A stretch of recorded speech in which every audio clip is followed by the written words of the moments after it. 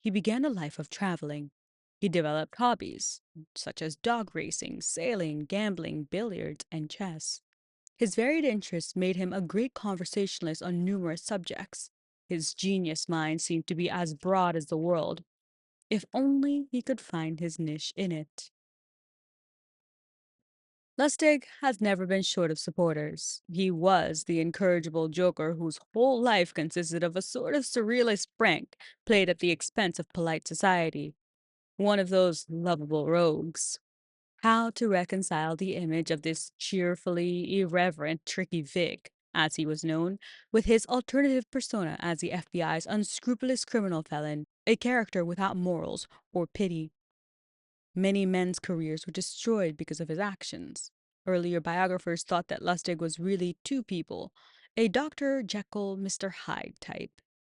Imprisoned first by the Austrian police, then by the Czech, French, and finally by the forces of almost every other nation he visited, Lustig remained the same courteous, affable man he had always been. He was scrupulously polite, even to his captors. It was as though he lived in his own self contained world, yet beneath the surface charm he could be supremely callous. An 18-year-old starlet whom he later seduced in the guise of a Broadway producer was really just asking for it. She'd be far better off back home in Illinois. Another of his scams on a community bank in rural Kansas deprived a good deal of working class customers of their life savings. Fools, he remarked.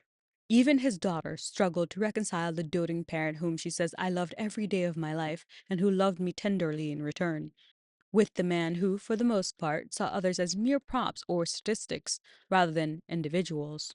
My father undoubtedly had the learning and talent to accumulate a legitimate fortune, Betty stated. He was a genuinely charming fellow. The U.S. Secret Serviceman James Johnson wrote of the man he eventually helped bring to justice, but there was a kind of film between him and the rest of the world. He didn't have feelings in the way other people do. This charming veneer kept everyone out at times, even his wife and child. He was a friendly man with few friends, and the ones he came in contact with were always a potential patsy for one of his schemes. He had another side, though, an ability to make others feel good. He always seemed receptive or sympathetic, popular with women, especially American women who responded to his polished manner and old world charm. Both sexes commented on his essential optimism. Nothing seemed to get him down for long. In the end, the adolescent Lustig didn't pursue his plan to become a famous architect or great writer. Instead, he progressed from shoplifter to pickpocket to petty thief and to card sharp.